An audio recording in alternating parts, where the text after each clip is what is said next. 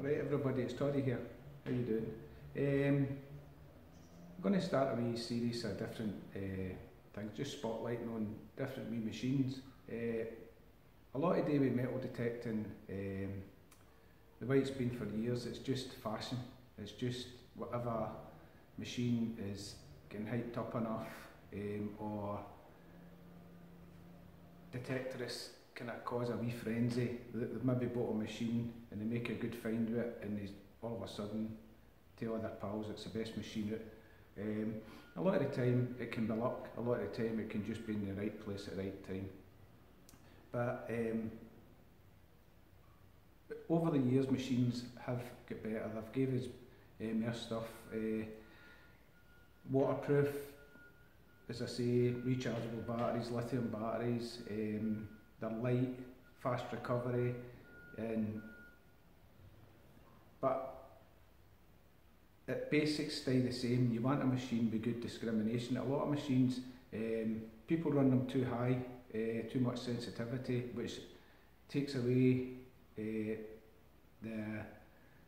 discrimination of some machines. Not all machines, but some machines, if you run it too fast, what will happen is the machine's ability to ID the coin or target is diminished, and that's what we're seeing a lot of posts on, like the Nocta, when they done the upgrade. They made it a wee bit more powerful, so what happens is people run it at that. I've done the same. It took me years to learn that. I used to run a machine far too hot and dig loads of iron, and that's what happens exactly. When you run a machine with too much sensitivity, the machine's discrimination abilities diminish.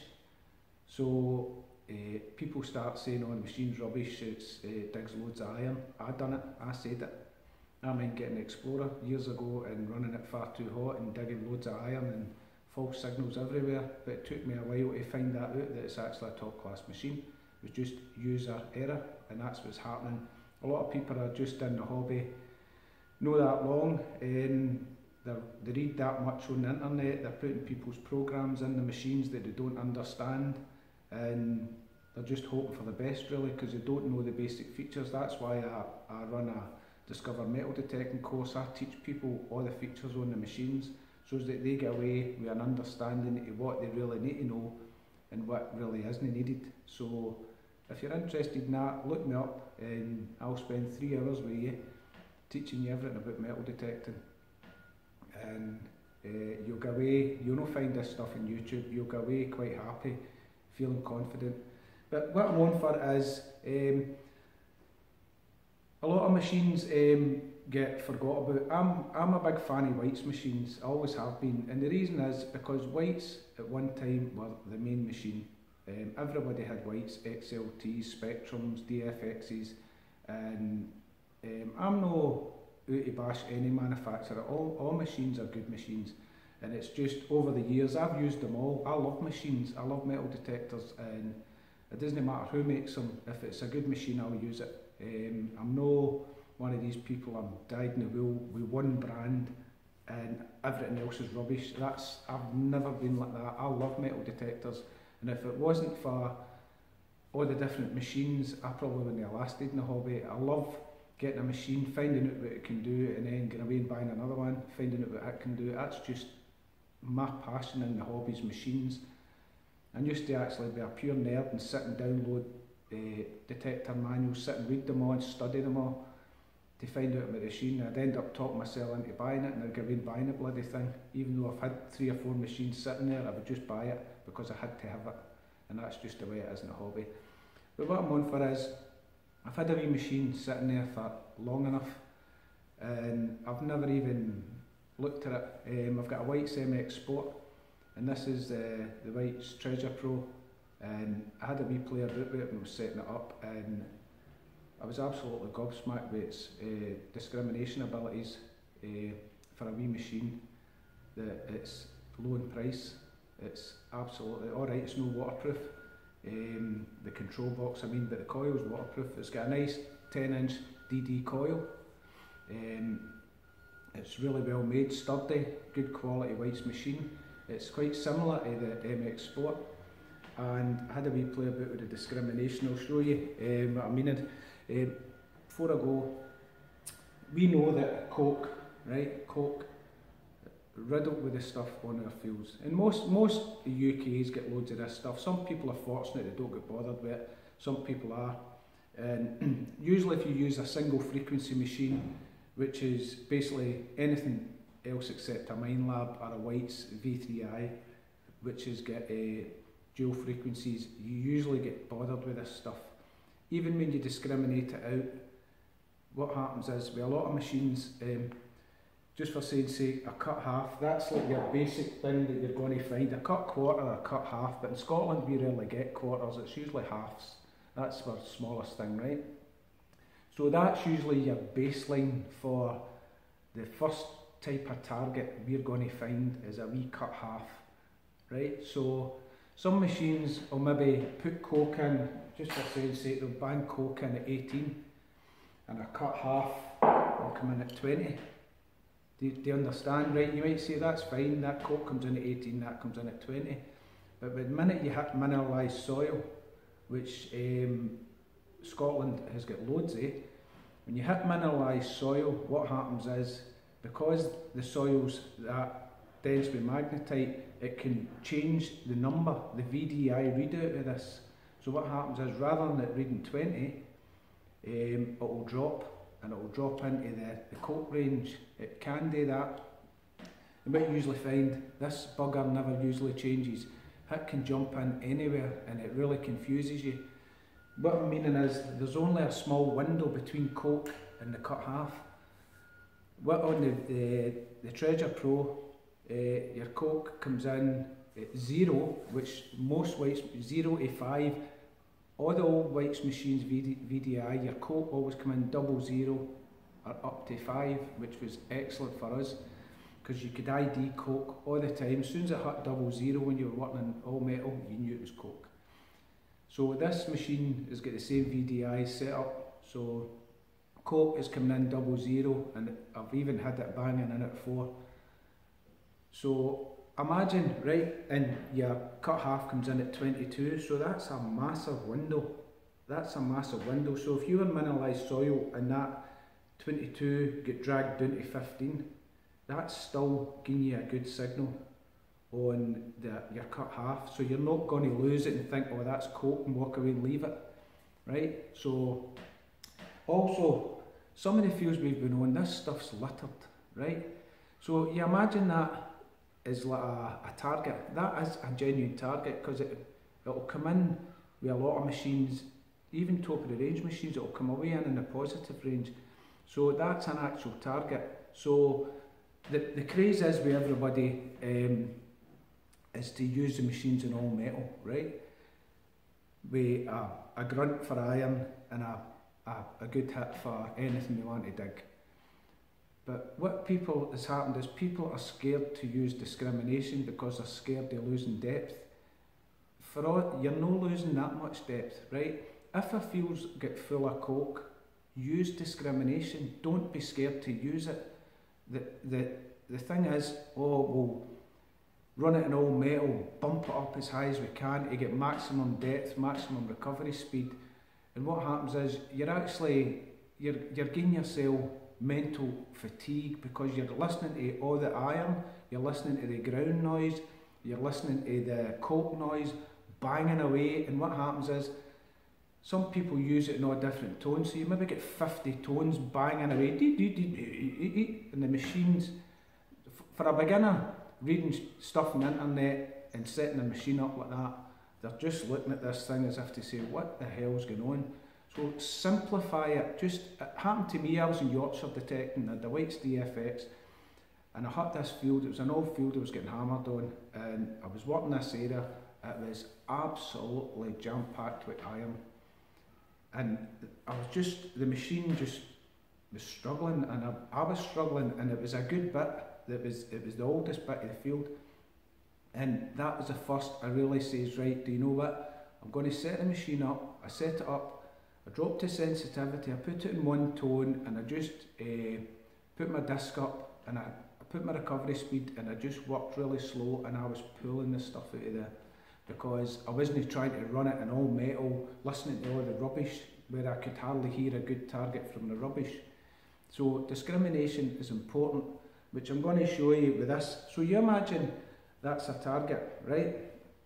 And there's a wee hammered coin, right? So imagine you've found a hoard, right? And you've found a wee scattered hoard. So you're detecting and you're trying to get the maximum depth out of your machine.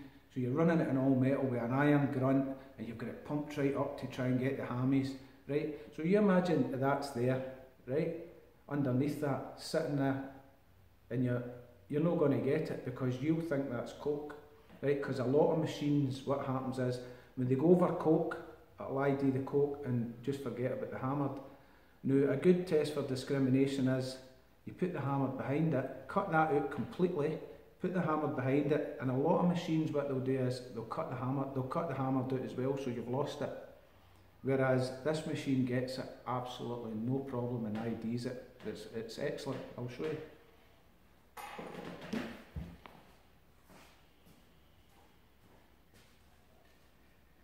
There we go. That's it there. Nice light machine, solid build, good coil, good lugs, well made, a nice DD coil. What I would prefer is if it came out the box with a coil cover, but it doesn't. Control box, just like the MX Sport, really well made.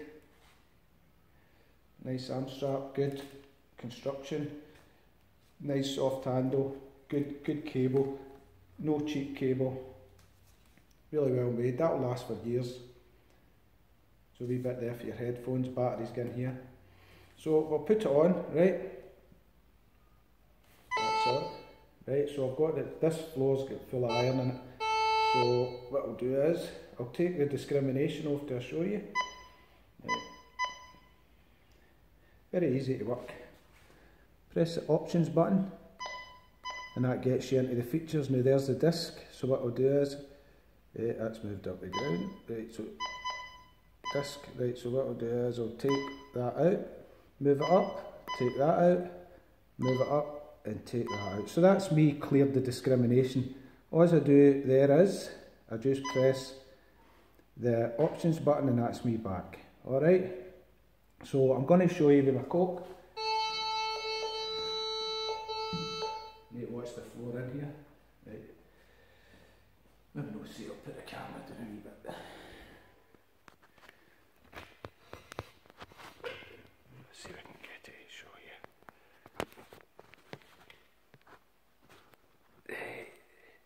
No. I'll put the camera down a wee bit, just give us a wee minute.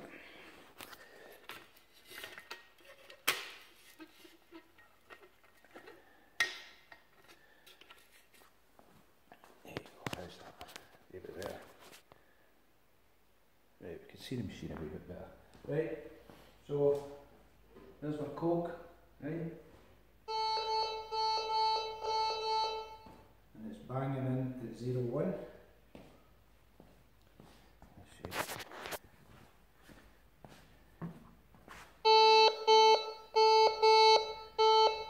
See it 0-1, 0-2, is it up to 5, see it? So you know it's coming in there, cut half, right, 22, 23, see it, so that's what that's reading, so there we go,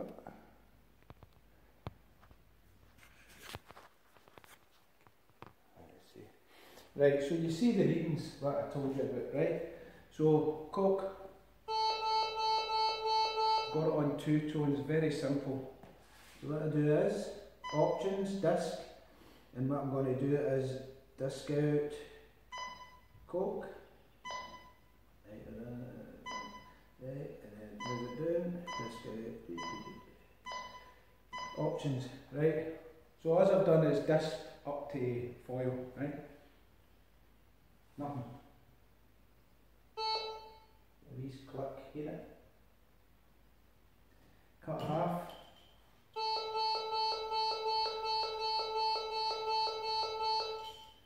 Right. Eddie penny. I've tried it, I'll not get a cut half behind it, right? A wee bit. But you already did that, right? Eddie Penny behind the cock, right?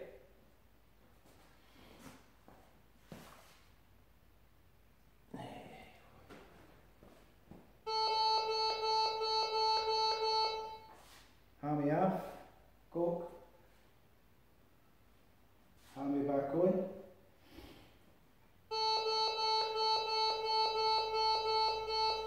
Bang on. Let's see what the ID is, right? Let's see. Its ID is 7, so you would still dig that because it's above your 5. So there you go.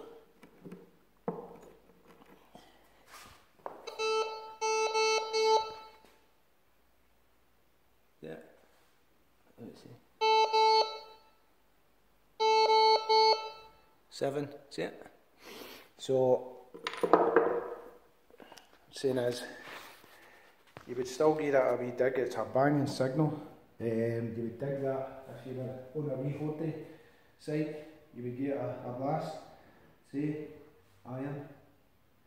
Nothing big lump of iron. Good discriminator. Sensitivity is halfway. Sensitivity. Depth rise. Buckle, wee buckle.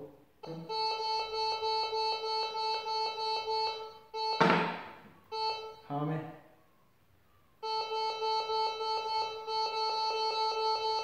Decent recovery speed.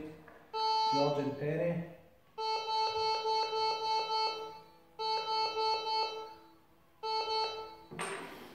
Change your tones. You can options for 2 tones.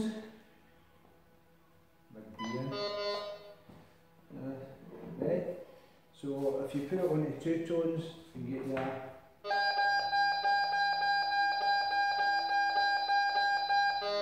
See that? That's right on the edge. So that's a good thing. It's like a modulation. After a certain depth, it gives you, when a coin's on its limit or a fine's on its limit, it gives you a different tone. So that's when you know you're on the deep stuff, which is pretty good. Because listen, near the coil, as it gets further away, it gives you a different tone, which is actually ideal because if you're looking for deep hammies, and it doesn't ID the meter, so if you don't get an ID and you hit that, then you know you're onto something. That's it. Simple. It's got 8 tones. It's got 8 tones. Why would you use 8 tones and 4 tones? 2 tones is plenty. Hear it on the edge.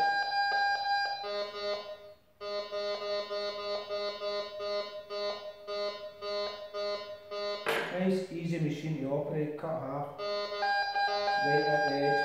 And a deep cut half. See it? Good broad signal. Cracking machine. What do you want? I've not even looked up how much it is.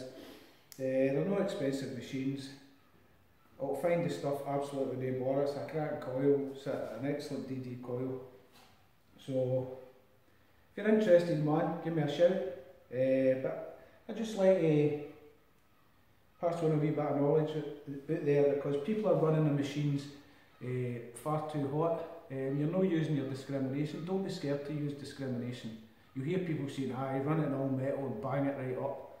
That's just people listening off the internet. Get to know your machine. When you learn to drive, you don't drive 100 mile an hour on motorways and that. You're dead careful and you take your time and learn all the gears and all that. It's the same with a machine. Don't listen to people on the internet with all their fancy programs, deep hammered programs, deep this, deep that. Get your machine, learn it, learn all the features that's on it, learn exactly what every feature does. Again, if you don't know, that's what I do lessons for. I can teach you because I've studied every machine out there, all your top pulse machines and everything. I love them. So I maybe even do some online videos with stuff that we can get. But There you go, another wee unsung hero, a cracking wee machine that's maybe not in the fashion, but is an absolutely quality machine, simple to work, and you'll have hours and hours and years of fun with it. You walked onto a dig with that, you'd find stuff as good as anybody. Using machines a lot more expensive, but we'll find the stuff. Alright, so that's a White's Treasure Pro. Over and out.